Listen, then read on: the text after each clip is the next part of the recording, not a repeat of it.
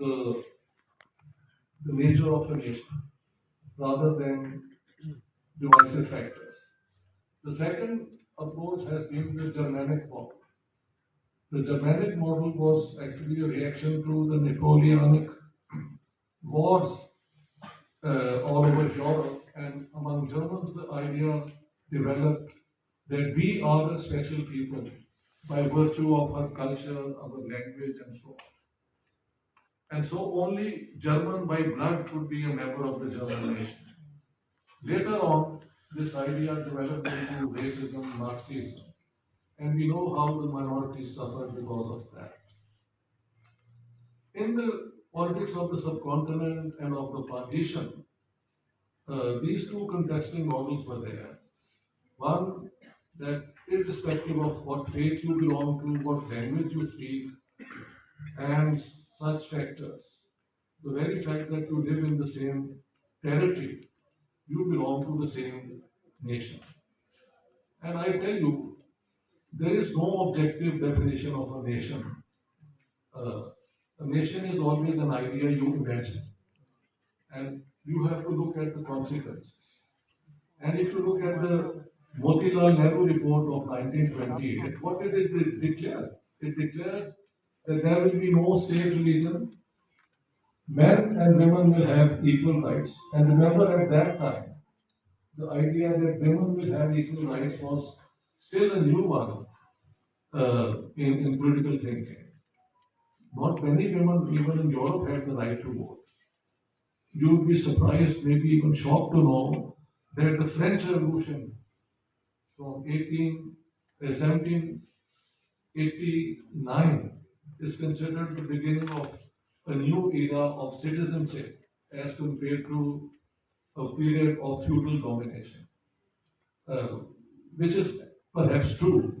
But you know, when women got the right to vote in France, anyone who could tell me when did women get the right to vote? 1945. So you can well imagine. And Switzerland, which has celebrated the model of peace and so on, women got the right to vote in 1971. So what I'm saying is that these ideas that men and women will have equal rights, there will be no state religion. Hindustani will be the national language of the subcontinent with two official scripts, Devanagari and the way we write Urdu, Persian Naxali. And each province will have the right to conduct their affairs in their mother tongue. I think this was a beautiful idea. Also, let me underline, this has been missed in the way we look at the Motilal Nehru report. They said, look, if universal adult franchise is introduced and everybody is equal to everybody else, the whole idea of a minority and a majority becomes meaningless. Because the Muslim had about 6 provinces in which they were a majority, as compared to 7, 8 where the Hindus were in a majority. So it was a very good balance. And everybody had equal right to vote as an independent human being. But was the Nehru report actually rejected by the Muslims of India? No, sir. In 1929, an all-Muslim party convention was held in Delhi, where 3 groups of the Muslim League were present. The Shafi group, you see, the Muslim League had split at the time of the Simon Commission into one led by Mia Muhammad Shafi of Lahore and the second one by Muhammad Ali Jinnah. And then there was a third group, those Muslim leaders who were originally part of the Khilafatist movement, and there were many, by the way.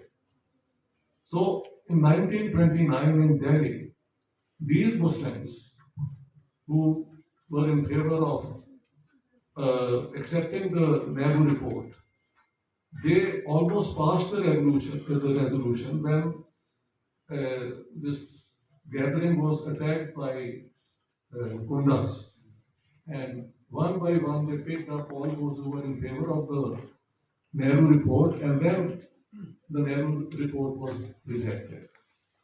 And very interesting, the main financier of the Muslim League, uh, Raja Sahib Mahmoodabad, also was in favor of accepting it.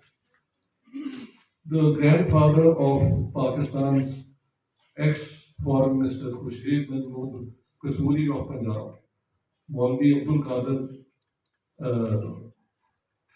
Kasuri, he is the signatory along with Abul Kalam Azad, Dr. Ansari, Sayyid Ali Imam, and one other gentleman. So, of the 14 people who signed the final report, 5, 6 were Muslims. Anyhow,